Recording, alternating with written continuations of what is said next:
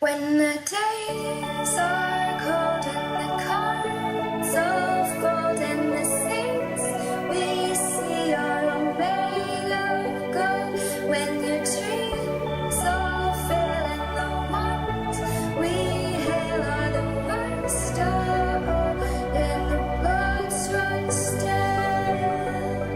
I wanna hide the truth, I wanna shelter you, but with the beast inside, there's nowhere we can hide. No matter what we breathe, we still are made of greed. This is my kingdom come. This is my kingdom come.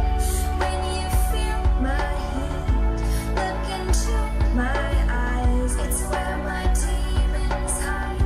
It's where my demons hide. Don't get too close. It's dark inside. It's where my demons hide. It's where my demons. When the curtains close, the last of all.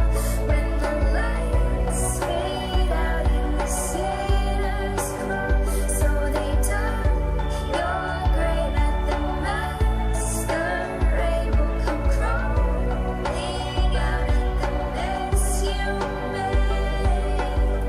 Don't wanna let you down, but I am hellbound. Though this is all for you, don't wanna hide the truth. No matter what we bring, we still are made of greed. This is my kingdom come. This is my kingdom come.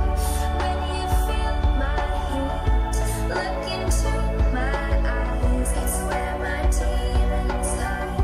It's where my demons hide. Don't get too close. It's dark inside. It's where my demons hide. It's where my demons hide.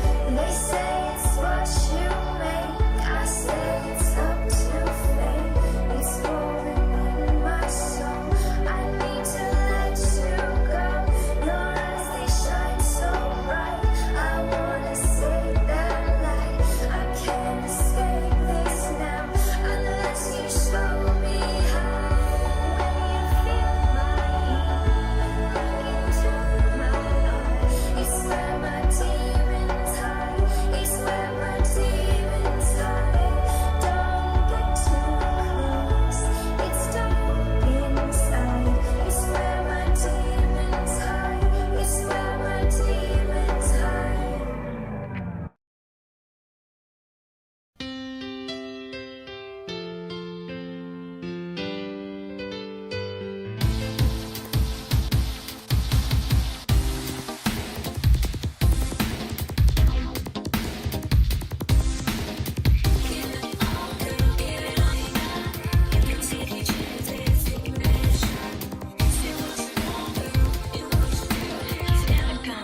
Gonna make it with you.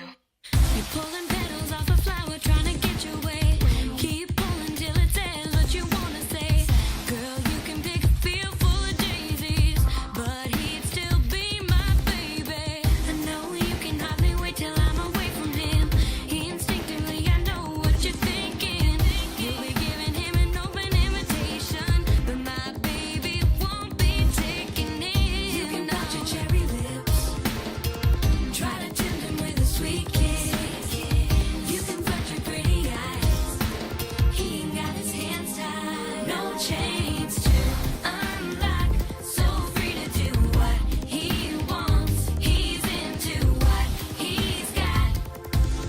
He loves me, he loves you no matter what you do. He's never gonna be with you. He's into what he's got. He loves me, he loves you not. You're the kind of girl that's always up for do or dare. Only want him just because he's there. Always looking for a new ride. The grass is greener on the other side. You're the kind of girl who's not used to hearing no. All your lovers try to take you where you wanna go. Doesn't matter how hard you try, never gonna get with my guy. No chains to unlock, so free to do what he wants.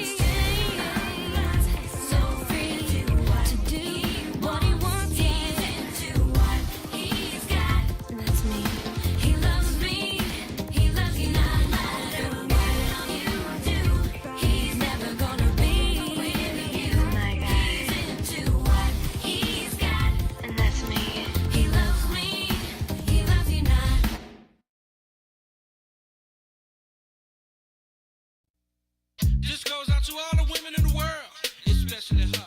You know it don't even matter your age, don't even matter your color. Yo, fellas, I ain't forget about y'all. This is for everybody that like the thing. Just listen to what I'm saying and do it and take a chance. I put my hand up on your hip. When I dip, you dip, we dip. You put your hand up on my hip. When you dip, I dip, we dip. I put my hand up on your hip.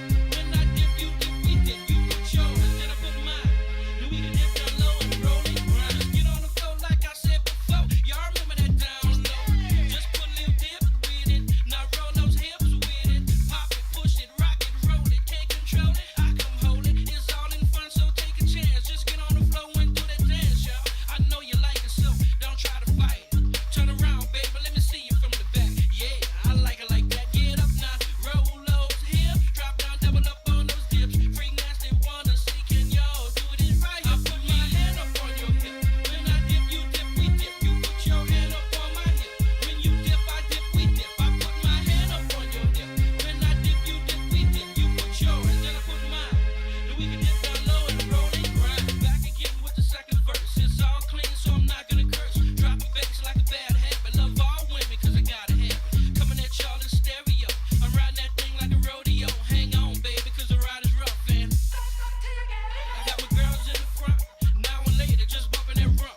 Raise it up, let me see that brown. Slap it, girl, make it jiggle around. Round and round that rump goes. Where it stop, yo, no one knows, yeah. Freak nasty, wanna see, can y'all do this right? I put my hand up on your hip. When I dip, you dip, we dip. You put your hand up on my hip. When you dip, I dip, we dip. I put my hand up on your hip. When I dip, you dip, we dip. You put yours, then I put mine. Then we can dip down low and roll and grind. Well, all right, y'all. All right, y'all. If you ain't dipping, then you must be tripping.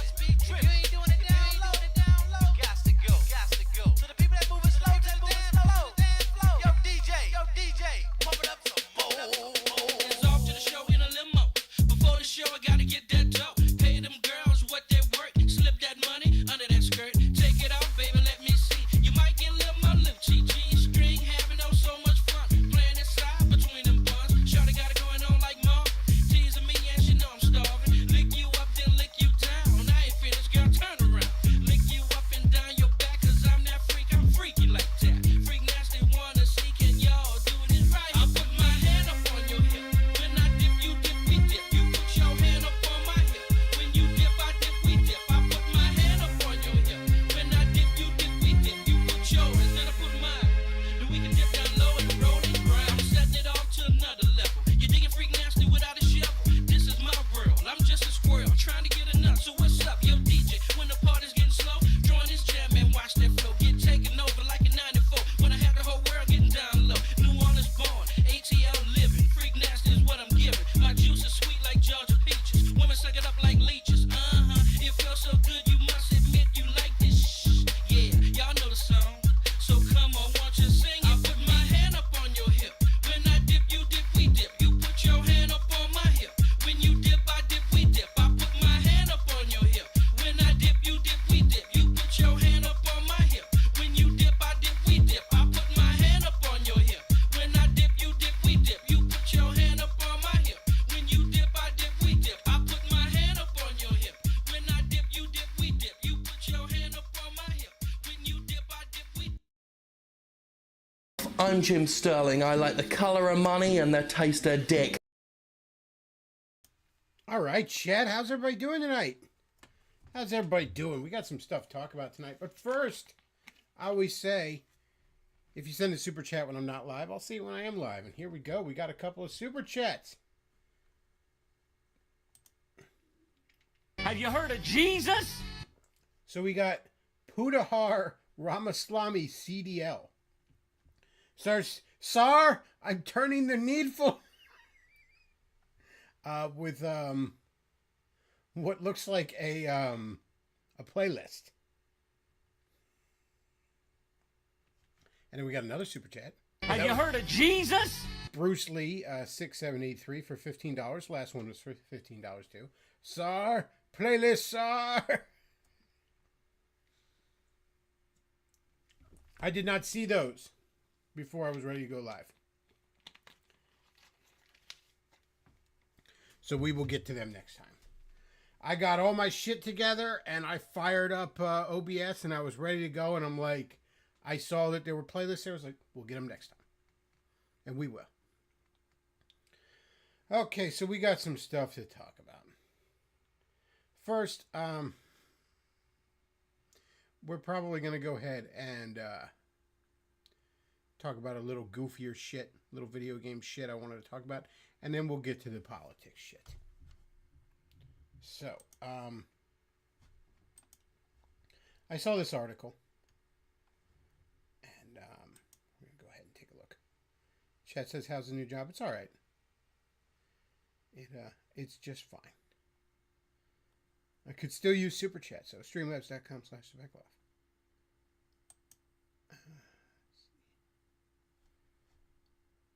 Shrink this down a little bit. So this is about where gaming is right now. NVIDIA's RTX Hair to make debut in Indiana Jones and the Great Circle. Indy's getting a high-tech hairdo in September. So this, I guess, is before and then after. As you can see, it's ever so slightly better in a way that can't possibly mean anything. NVIDIA's originally introduced RTX Hair technology as part of its RTX 50 series GPUs suite earlier this year, noting that the feature would be added to Indiana Jones and the Great Circle at a later date. Now, according to the latest news out of Gamescom, the game will officially receive RTX Hair support this September, bringing more realistic, path-traced hair rendering to the iconic adventurer and his world. Well, thank God, gaming is saved. RTX Hair improvements take advantage of new hardware features in Blackwell's GPUs, including dedicated acceleration for hair and fur ray tracing, and new linear swept sphere primitive. The result is faster performance, better image quality, and reduced VRAM usage. Of course, RTX Hair is limited to path tracing, meaning you only know the difference if you're playing the path traced version. I don't know what most of that means. And before any of you fucking nerds in the chat want to explain it to me, I'm thinking of you in specific, Wolfland. Well, actually, I don't care. I don't give a fuck. I don't give a fuck. Okay? Because you want to know the God's honest difference? I'm looking at these two pictures. Barely tell the fucking difference. I mean, I can see the difference as I look at them side by side. But it's like those highlights games where you find the hidden differences in the pictures. Like, you're not going to notice otherwise. Who fucking cares? Is the game fun? Is it evocative of the spirit of... We're talking about an Indiana Jones game here. Is it evocative of the spirit of the franchise? Does it make you feel like you're experiencing an Indiana Jones story? Experiencing it firsthand since it's a video game? Who fucking... This is why the game... Fuck the game industry. This is why every game takes 10 fucking years to make and costs $1 billion. And then you have to make all the money. Or you go like, oh, this game was a flop. It only made $700 million. You don't need any of this shit. I guess it's cool and all, but like,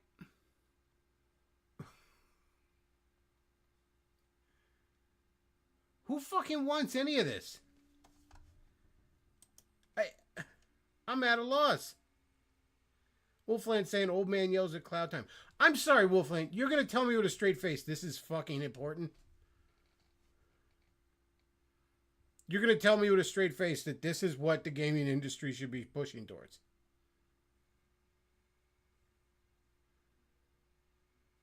You're going to tell me you played any game before and you were like, I just wish the hair was so infinitesimally slightly better rendered in a way that I could only possibly notice when taking a magnifying glass to the cutscene.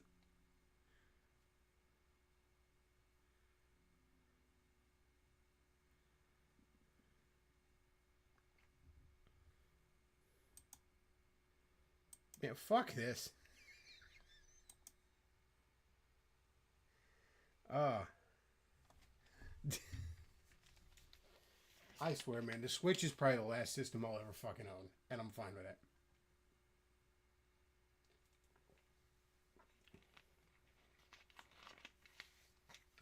But what about the ray tracing? Nigga, I didn't know. I'd never heard of that fucking term. Like 3 years ago, I don't think.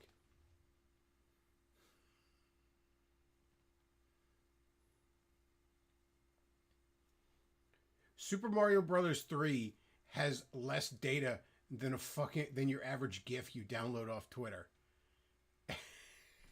And it's more fun than a million AAA games.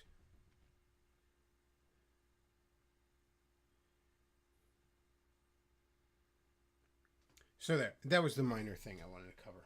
But really, we got some bigger news we're going to get to. Because it is the end of an era.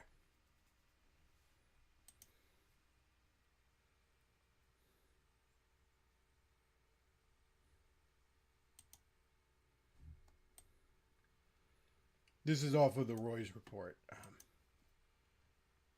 But it's one of the best summaries I can think of. James Dobson, Christian psychologist and founder of Focus on the Family, dies at 89. He died Thursday, apparently. I thought he was in his 90s. He sounded like he was 104, if you've heard him lately. God, he sounded tired. He sounded tired 2-3 years ago. I remember right after the 2022 election when that red wave everyone expected didn't happen. And James Dobson was on the radio like the next day, just confused by it all.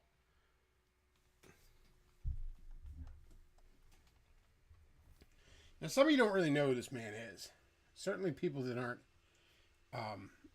haven't had any real experience with evangelical culture probably don't know who he is. He's one of the main founders of what would become to be known as the religious right. Within the religious right, it was arguably the big three when it came to power and influence and fame. Falwell, Pat Robertson, and Dobson. And Pat Robertson never had a tremendous amount of influence. He was very famous, made a lot of money, but he basically ran a daytime fucking telethon show, the 700 Club. Jerry Falwell was much more famous because he was much more of a showman, and he loved a good fight. He loved to pick a fight, even ones that were really dumb and he lost. You know, like when Larry Elder made fun of him in Penthouse or Hustler, whichever one it was that he owned, and Jerry Falwell sued him. It was one of the first Maddox-style hurt-feeling lawsuits in modern America, and Jerry Falwell lost.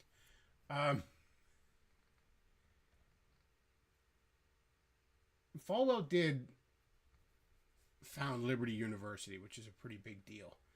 Outside of that, though, never had the influence that Dobson had.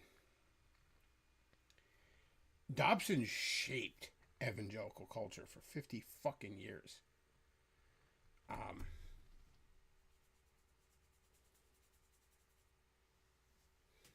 Chet says 700 Club was huge. I mean, it was, but I wouldn't call it exactly influential.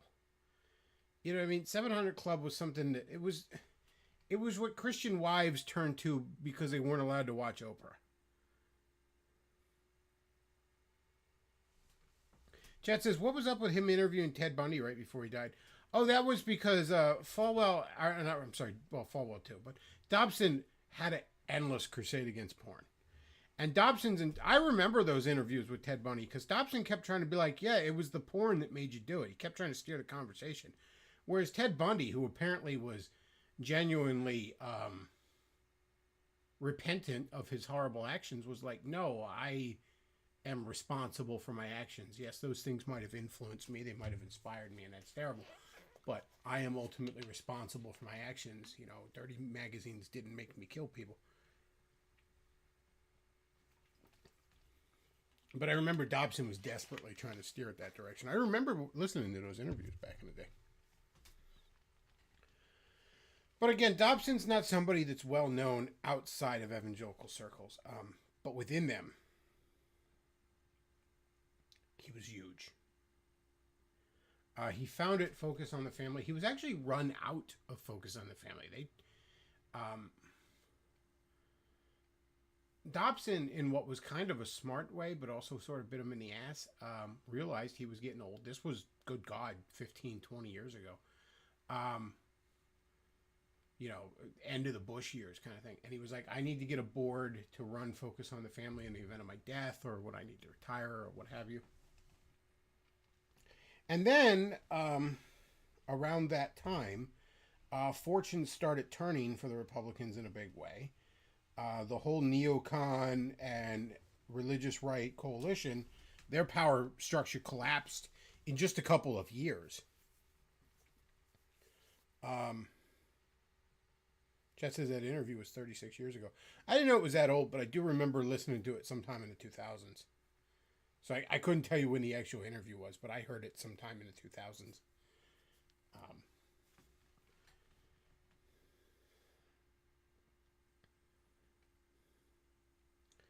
Chad says, weird question. How would you feel if you met Ted Bundy and or Hitler in heaven? I mean, I'd probably feel fine with it because I'm in heaven. Like, you are not going, trust me, you're not going to perceive things in heaven the way you would here. For one thing, you'd be even much more acutely aware of how little anyone there fucking deserves it.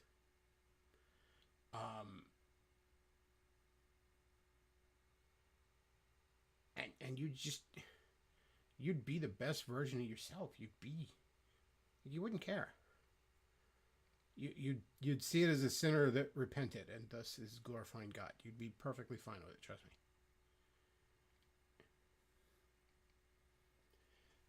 Anyways. Where the fuck was I here? Okay, so yeah, so he gets a board on Focus on the Family, and this is right shortly after that. You're dealing with like 06 to 08 time frame when the Republicans' power is collapsing. You got to remember, 06, they lost the House and the Senate badly. And then 08, they lost the presidency. Some people will say that's because Obama was so charismatic. That ain't even really the case. That was maybe part of it, but at the end of the day, Democrats could have run a fucking broom. The Republican brand was in the mud at that point. Post 9/11, Bush had more political capital than any president had in decades, generations. He squandered it all on two Mideast quagmires and the Patriot Act, and it was over. It was done.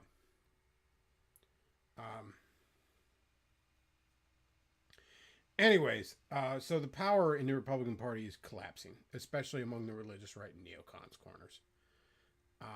Focus on the Family decides we need to pull back on the politics. That's a dangerous spot. The board, they're like, that's dangerous territory for us right now, especially once Obama got in office. They're like, man, he's going to stick the IRS on us and shit. Let's just actually, God forbid, focus on what the supposed mission on Focus on the Family was, which was to be a ministry and to help people with family issues. Dobson was having none of it. Like most white evangelical boomers, Obama frightened him.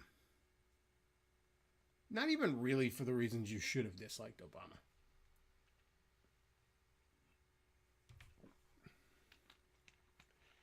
And the board finally had to basically force Dobson's retirement. Very little is known about that. Because, it's evangelicals. We don't like to gossip. Meaning that there's never any light shown on what happens. Leaders are never held accountable. That's how you end up with your James McDonald situations and your Mark Driscoll situations. Because we don't want to gossip. We just want to do what the leadership says. All that kind of shit. So they run him out. Basically, immediately afterwards, he founds Family Talk is the name of the show with the James Dobson Institute. So he basically makes his own he basically makes his own Focus on the Family, but with even less blackjack and hookers.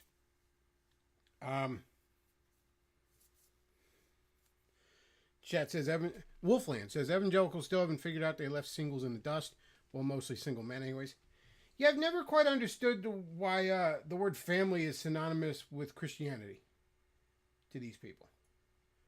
You know, if you click on the evangelical channel on Sirius, it's called Family Talk. Like all of these things are like family. Even the ones that aren't, like, okay, focus on the family is, you know, a family help research or a ministry disguised as a family help resource. But you know, I first noticed this as a teenager. There was a bookstore that opened into one mall, and it was Family Bookstore. And you go in there, it's just all Christian shit. I'm like, this is a Christian bookstore. Why did you? But whatever. Yeah, exactly. Fuck you if you're single, and really, really fuck you if you're a married couple that can't or doesn't want to have children. Oh my gosh, you're a fucking public enemy. But anyways, that's Dobson got forced out. Again, I remember, and I was even on here talking about it probably, but after 2022 election, I remember hearing him, and he just sounded so sad. He just had no fucking idea what had happened. Also, a lot of these... Have you heard of Jesus? Blue Team number 5, Blue Team 796 tips $5. Serious question: why are boomers the only generation that are repulsed by handing something down to the next generation? Focus on the family might be worth something today if he stood down. I mean, he was kind of forced out, and to his credit, he was building the infrastructure of a next generation to take over. Now, his problem was he built up this infrastructure, and then he sort of stepped back to where he was just the figurehead and occasional host of the show, right? He got forced out because immediately the new generation decided to do something slightly different than what he would want. They were like, hey, let's cool our jets on the politics right now and focus on ministry and family help. You know, it's a rough political season. We need to batten down the hatches. You know, we need to streamline our mission. And he was like, no, we have to whine about faggots and abortion all the fucking time. And they were like, let's just cool it with that. No, we have to do it my way. Well, you're not actually in charge, James, anymore. You handed it over to us. Fuck you. I'm going to... And I don't know if he was forced out or if he quit. No one knows the exact things there because no one will talk about it. But you're correct in that boomers holding on to things too much. I mean, again, I'm listening to him in 2022. He doesn't understand the political climate. He never understood the Trump movement. Like a lot of evangelical leaders, only reluctantly got on board with that. He's never understood that the cold reality that the pro-life movement is not as popular as he thought it was. Trump reversed Roe versus Wade, and they were supposed to have all these victories at the state levels, and they had a few. But generally speaking, even in red states, when it came up to a referendum of the people, abortion bans were voted down. You know, when a race became almost solely about abortion, Republican lost. The pro-life movement hadn't won as many hearts and minds as they thought they did.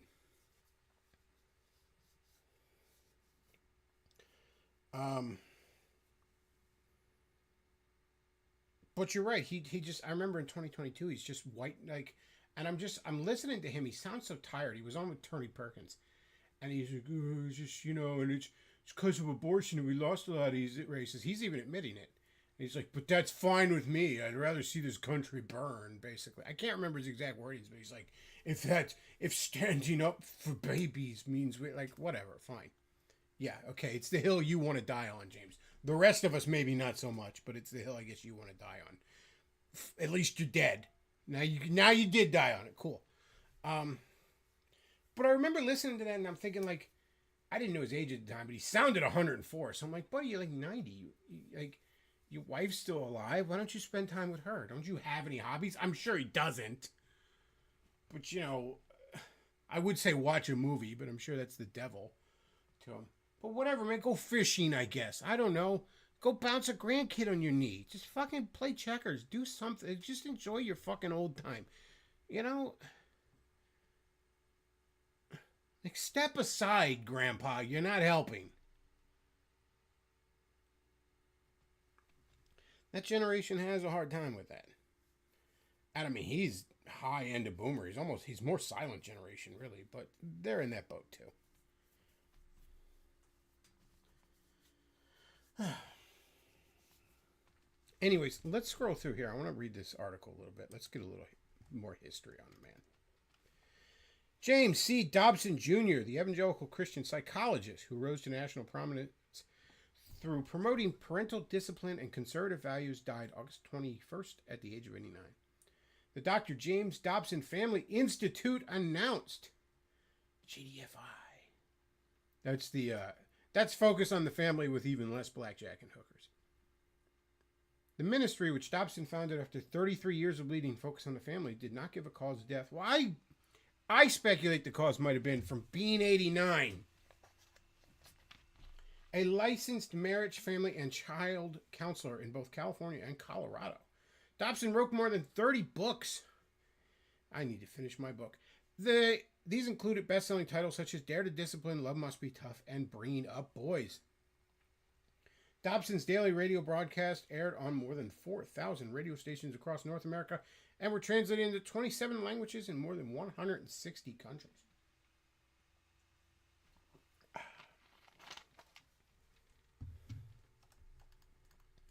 Dare to Discipline, published in 1970, established him as an alternative parental mentor during a time when permissive models, espoused by Dr. Benjamin Spock, held wide influence.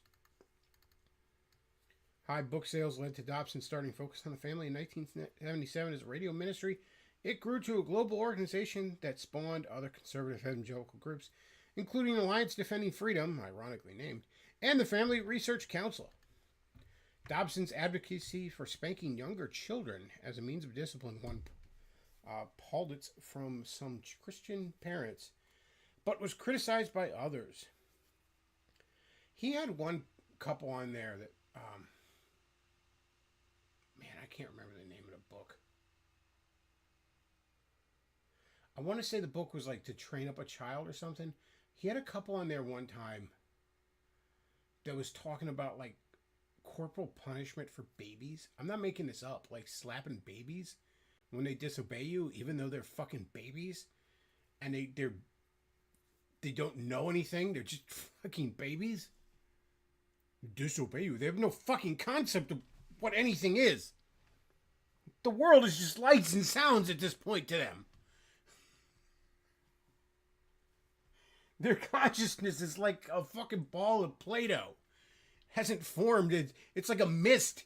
It hasn't congealed into anything solid yet. And you're talking about like, he deliberately defied me. He didn't deliberately do anything. He doesn't have control over his bowels at this point. Like, and you're like, oh, how dare that baby? Teach him some fucking manners. God, I gotta look that up. But I that specific book I'm thinking of, like, kids died because of that book. I'm not making it up.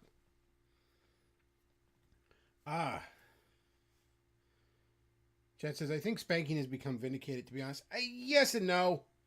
See, again, the problem with evangelicals is that they just take shit too far. And again, I'm bringing up the baby thing. Like, yeah, sometimes you need to smack your kid. You know? Sometimes, especially as a dad, especially with a boy, a little smack on the back of the head when he acted up in public. Generally, I think just taking shit away from a kid is better punishment. Send them to their room. Cut the fucking power off in their room.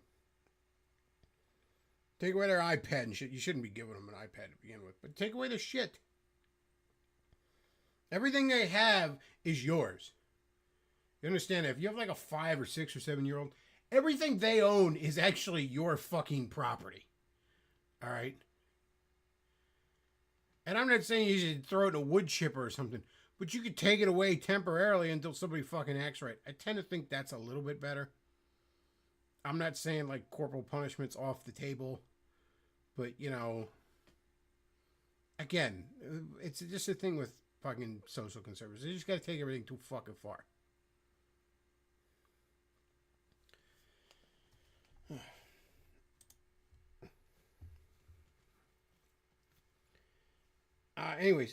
Dobson's advocate, blah, blah, blah. Responding to a reader's assertion that it just seems barbaric to cause pain to a defenseless child, Dobson asserted such discipline was loving and educational. Yeah, that's what most of my girlfriends have told me, too. Corporal punishment, when used lovingly and properly, is beneficial to a child, and it isn't because it is in harmony with nature itself, he wrote. A boy or girl who knows that love abounds at home will not resent a well-deserved spanking. One who is unloved or ignored will hate any form of discipline. Dobson was also concerned with bringing the Christian gospel to younger audiences. That included launching adventures in audio, radio drama series, and recruiting actors such as the late Alan Young, star of the 1960s comedy Mr. Ed, as performers. I'm sure that's what all the kids really wanted to hear in the 80s and 90s. They were dying to hear from Mr. Ed. I always thought Mr. Ed was a 50s show. I remember seeing reruns of it as a kid. It felt like a 1950s show. It felt like the kind of show you would expect to exist at the very infancy of television. Up until very recently, someone had, it was like a trivia question somewhere, but I would have guessed Mr. Ed was like 1950s. Because it was literally just like this fucking dude, and there's like a horse sticking its head out of like the barn door. You know, like barn doors open at the top and the bottom, so they open the top of the barn door, and they just got this horse there, and they just like shove peanut butter in his mouth, so it looks like his mouth is moving, and they just dub somebody else to Wilbur, and it's just them talking, and the whole thing looks like it was filmed with the lowest budget imaginable, and it really felt like a show that was like the third show to ever air on TV. But somehow it was in the 60s. It was in the 60s. It was in the decade that had I Dream of Jeannie and Star Trek. And, and I don't like Westerns, but also Bonanza. You know, shows with actual production value and creativity. And alongside that is just this shitpost of a TV show. Hey, look, we stuck peanut butter in a horse's mouth. It looks like he's talking.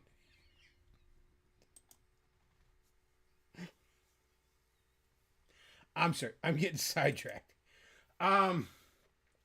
He was involved in numerous governmental activities related to the welfare of the family. Focus said Dobson advised 5 U.S. presidents in various capacities, beginning with the administration of Ronald Reagan during the 1980s. By the way, for everyone that talks about how Ronald Reagan was all small government, one of the last things he did was pass a bunch of anti-porn laws that were, or pushed a bunch of anti-porn laws, I should say, regulations that were in part fucking written by Dobson. Here we go. He participated in the White House Conference of the Family, the National Advisory Commission for the Office of Juvenile Justice and Delinquency Prevention. So don't you dare skip school, not on Dobson's watch. And the Attorney General's Commission on Pornography. Don't be looking at titties. Like, Dobson's having none of that. None of his. He will claw his way out of wherever he is. I'm sure he was saved. I shouldn't say that. He probably was saved. I mean, he skirts the edge of what I would say is finding religion, not God. But I think he was saved. He was a shithead. But hey, I'm saved and I'm a shithead. So I'm just a different kind of shithead. And unlike Dobson, I'm the kind that's aware that I'm a shithead. Most recently, Dobson was faith advisor to President Donald J. Trump and was interviewed by Christianity Today in 2016 to explain why I'm voting for Donald Trump. Dobson again endorsed Trump in 2020 and 2024. Dobson was a pioneer, a man of deep conviction whose voice shaped the way generations view faith, family, and culture. Gary Bauer, JDFI Senior Vice President of Public Policy, said in a statement, his bold leadership, integrity, and compassion helped equip families to thrive in a world of shifting values. He was a mentor, a counselor, and a steady voice of truth in turbulent times. Jim Daly, he hosts that show a lot that Dobson has. Dobson's successor as leader of Focus on the... Oh, yeah, that's right. He was on Focus on the Family. As leader of Focus on the Family, also paid tribute to the group's founder. Dr. Dobson's legacy is the people he touched and the families he helped, Daly said in a statement. Millions of marriages were saved and strengthened. Millions of parents were... Blah, blah, blah, blah, blah. I don't really care. Let's see. Evangelist Franklin Graham lauded Dobson as a staunch defender of the family and stood for morality and biblical values as much as any person in our nation's history. For nearly 5 decades, he was one of the most influential Christian leaders in our country who saw the importance of faith in culture. Let's see. Here we go. Get to the good shit. Dobson's ministry was not without controversy, both within evangelical circles and beyond. In 1989, oh, good Lord, it was 1989. Dobson interviewed Ted Bundy just before the serial killer was executed in Florida. The Associated Press noted Bundy's confession to Dobson that an exposure to pornography helped fuel his sexual urges to a point that he looked for satisfaction by mutilating, killing, and raping women. Again, it's been a while since I've heard the thing, but when I listened to it, that's not... I really got the impression that Dobson was trying to steer it that way, and Bundy seemingly was taking responsibility for his actions. Which, you know, social conservatives don't believe in personal responsibility. Mark my words. They will say they will. They believe in personal responsibility in the sense of you being a slave to your fucking corporate masters. But they don't believe in corporate responsibility in the idea of you just being responsible for your actions. No. The dirty pictures in a magazine made him do it. Chet says, Reagan was worse by Nixon than a lot. Nixon wasn't nearly as bad as everyone says.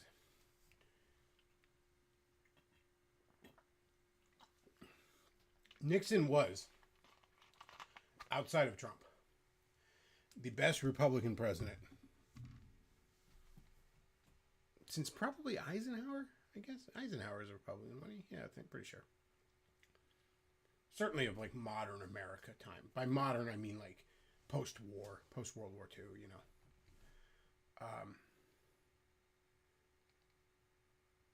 Nixon wasn't that bad. Now, and by the way, I'm somebody who thinks Nixon should have faced legal consequences for his actions. He was set up, sure, but he still was doing wrong.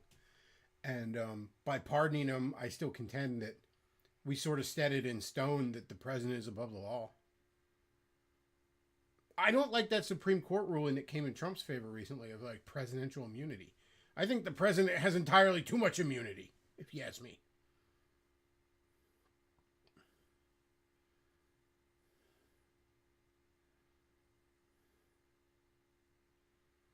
Chad says also Colson was connected with Nixon. That's right. I forgot about Chuck Colson. Oh, man, he kind of faded from memory a little bit. But yeah, Chuck Colson was a major religious right figure for a while. The Colson Worldview Center and all that shit. Launched the careers of Eric Metaxas and shit like that. It was often really funny that Chuck Colson wanted to tell us all about how the government should be run by, like, when he was heavily involved in one of the most notorious political scandals in the history of the country and went to jail for it. And not like went to jail and didn't deserve it. He says he deserved it. You know what I mean? Like, that would be like one of these guys that swindled money and gets out of jail and is like, now let me launch my how to steward money for the Lord ministry. Like, calm down. Have a little fucking humility.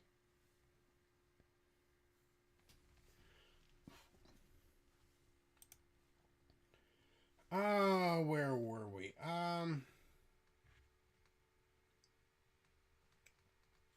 Bundy's attorney, James Coleman, later disputed the claim, telling the AP Bundy said what Dobson wanted to hear. Again, I don't really think... I'd have to go back and rewatch that interview. But I remember listening to it in full in the 2000s and really thinking that Ted Bundy sounded like he was trying to take personal responsibility. And Dobson was really trying to make it seem like Playboy made Ted Bundy a serial killer.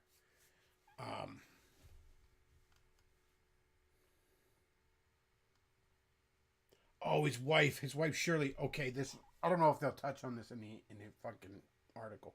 This I always thought was hilarious. Okay, so there's something in May called the National Day of Prayer. I believe it's in May. I'm pretty sure it's in May. Fourth Sunday in May. National Day of Prayer. I think Reagan signed a proclamation about it or something, making it a sort of holiday, whatever. fourth Sunday in May is the National Day of Prayer. Shirley Dobson is the self-proclaimed chairwoman or president or something like that of the National Day of Prayer. Let me look this up. I got to get these details right. This is wild. Like, this fucking bitch declared herself the leader of a holiday. It's unreal. Hang on.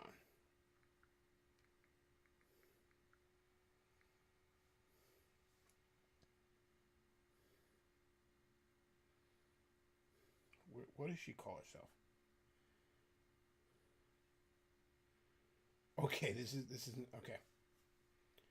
So Shirley Dobson is the chairman of the National Day of Prayer, which, like, isn't a thing. Okay, like, that's not a real thing. It would be like if I just said, I'm Emperor of St. Patrick's Day. Or you know what, I'm not, that's actually John Steele, I forgot. No, you know what, because I'm a comic geek.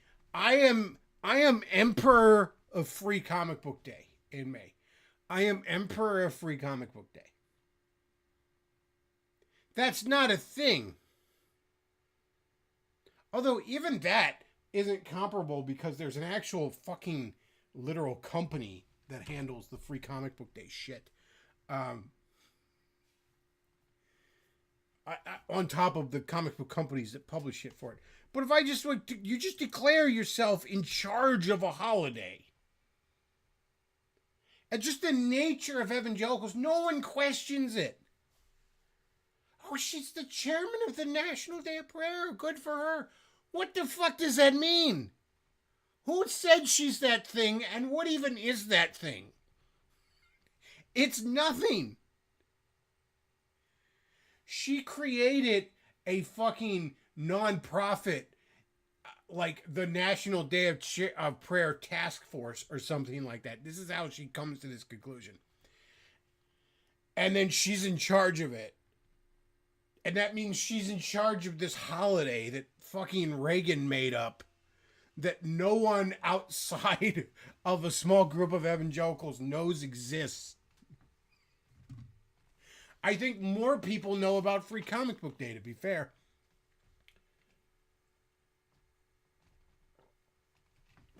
So she just declared that she's in charge of a fucking holiday. And everyone's like, yeah, okay, cool. Either because they're all followers and just go along with shit, or in most cases, they don't know what any of that means and don't care. But I always thought that was hilarious because I'd hear that year after year. Like, listening to evangelical stuff, I hear, like, oh, Shirley Dobson, the chairman of the National Day of Prayer. And I'm like, what does that mean? What are you talking about? What are any of you talking about? What is that, and who says she is this?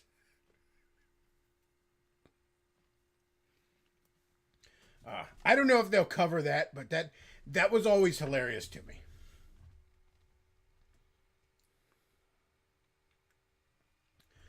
Let's see. That same year, Jill Alexandria Mogral, a former senior president of Focus on the Family, who was Dobson's radio co-host for a number of years, sued Dobson and Focus over claims they forced him and his wife to resign their positions. They claimed they then blocked their efforts to find other work in evangelical circles. Oh, he wrote a book about that. I remember that. The dispute centered on Gil Alexandria Mogrel's divorce from his first wife.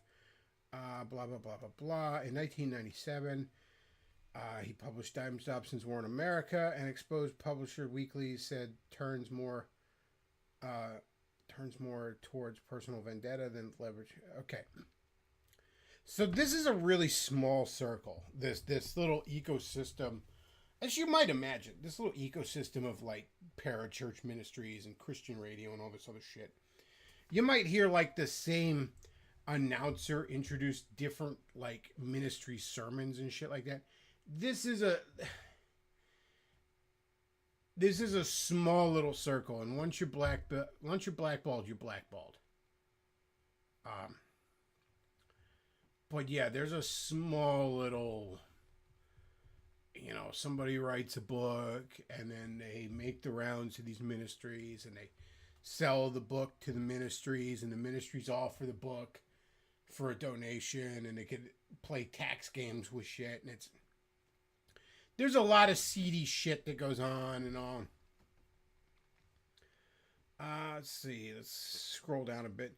Dobson's departure from Focus on the Family was framed as a natural transition, but simmering tensions between Dobson and the organization were said to be the genesis and the founder severing all ties with Focus.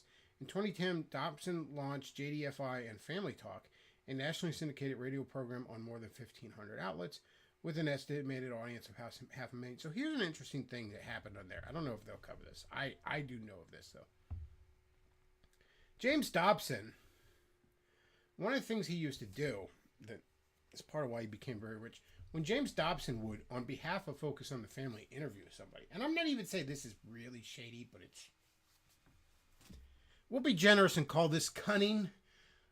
So when James Dobson interviews somebody for Focus on the Family, he actually retained the intellectual property rights to that interview.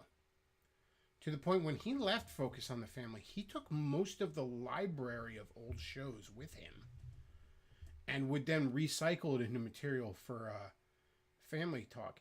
And not only did he own this library of his interviews, but he would, every time Focus on the Family reran one of his old interviews, he wrote that off as a donation to Focus on the Family. Real iffy, shady kind of shit when you get right down to it.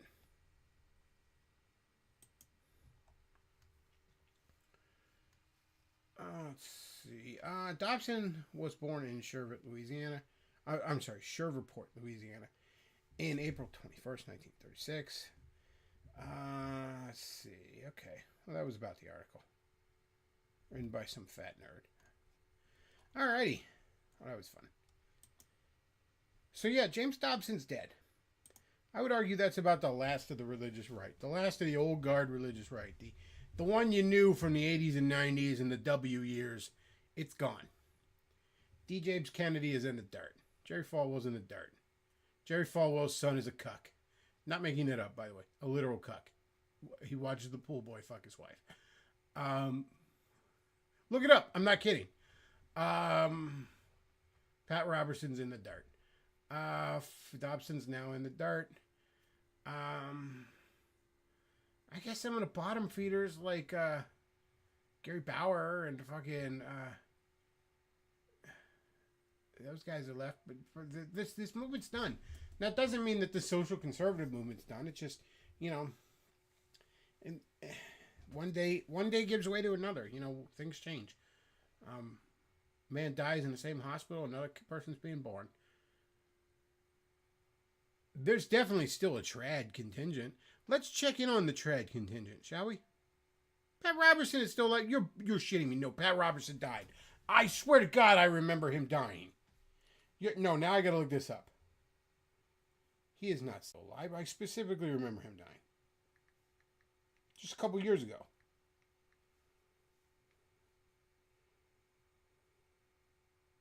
Yeah, 2023. I knew he died. Yeah, Pat Robertson died June 8th, 2023. Had me thinking I'm Mandela affected again there. Shifted to another timeline. Like Worf in that one episode. And there's the Enterprise with Riker. He's like, we won't go back. The Federation's gone in our world. The Borg is everywhere.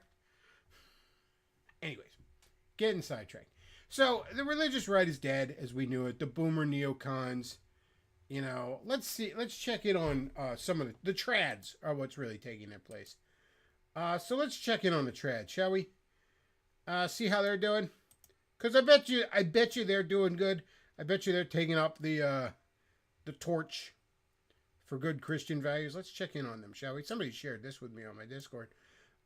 This is a gentleman. He's some Catholic fucking homesteader guy. This is likely a big contributor to. We're talking about showering every day. This is a big contributor to massive electric bills in America. A lot of people seem to shower every day, even when they aren't dirty. Their showers are also long, and most seem to wash clothes after every use, even if they aren't dirty. I can't stomach such wasteful behavior. It's absurd. 4 to 5 minutes is long enough to shower, perhaps twice a week. And I can almost always get 3 to 4 wears out of all my clean clothes, except for underwear and socks. In the case of wool, I find I can wear certain sweaters and shirts almost endlessly, as if wool doesn't soil easily. Probably these habits alone keep our electric bill so low. So, okay, I'm glad to see we're keeping the Christian values of, hang on, check notes, not washing your butthole alive.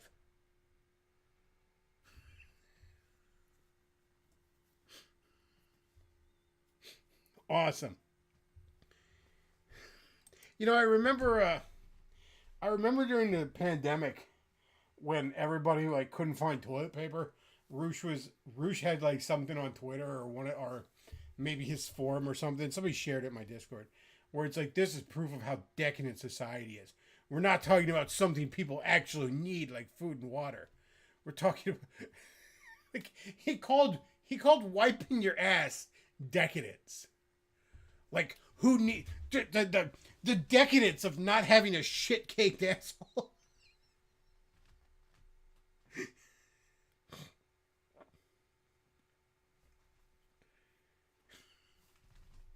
You know, I've seen a lot of like Radfem Hitler used to talk about this and shit, but other hoes have talked about this where it's like some epidemic they've encountered of dudes that just like don't fucking wash their buttholes properly.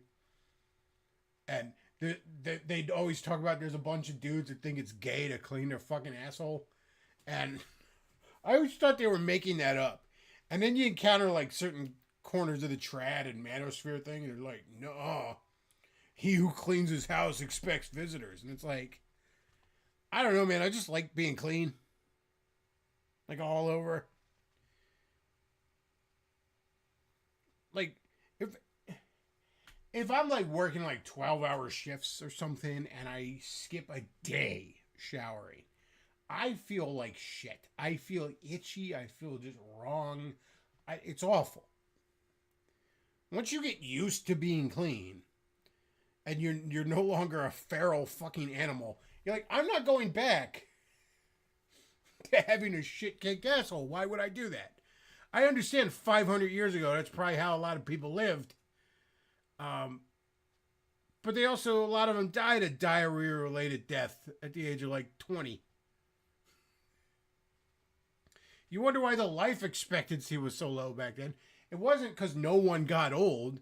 It's just because a lot of people died young of easily preventable shit. Kind of literally shit when you get right down to it. So yeah, that's where we're at now. The people that have taken up the torch of the old religious right are a bunch of spurgy trads. Half of them listen to Nick Fuentes.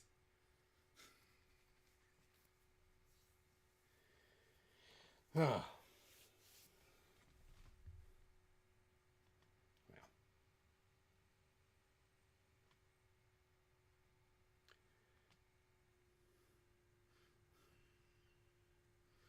Oh my gosh. So, I think we're going to wrap this up. But you know what? I debated this. I really debated this. I thought to myself, does James Dobson really deserve the crabs? You know, like this, when you get right down to it, do you really need to bring the crabs out for James Dobson? He wasn't completely awful, I guess. I mean, he did some good in the world. But you know what?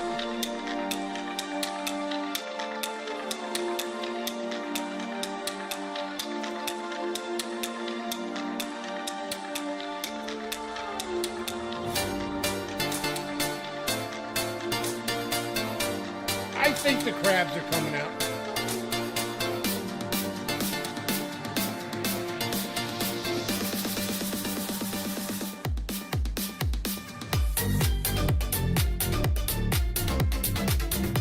crabs in the chat.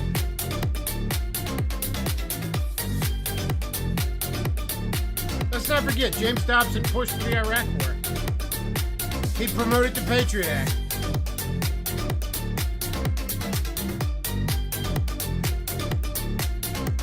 He was happy to shred all your freedoms to keep you to not look at boobs.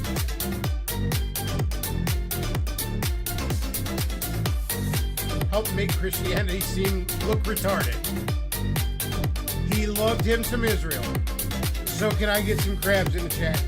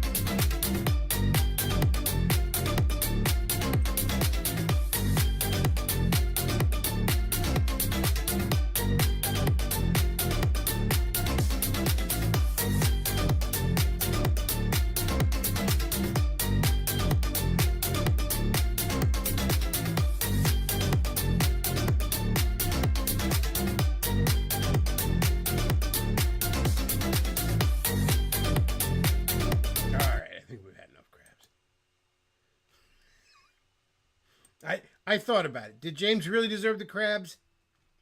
I think he deserved the crabs. I think the crabs needed to come out for James. I think that he was a shithead.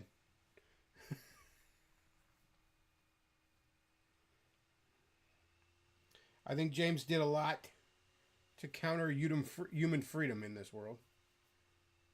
Chat says people actually watch that for 10 hours. I don't think anyone watches it for 10 hours.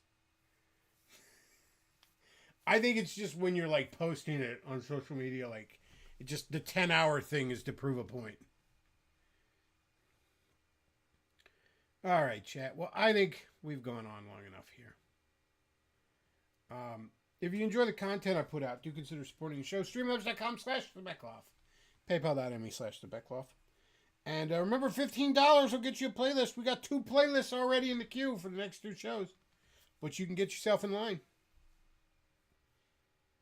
And I will put a link to the Amazon wishlist down below. If you'd like to buy me some dumb shit that I like, that would also be very, very cool. That is about it for tonight, folks. I want to thank everybody for watching. Backoff out.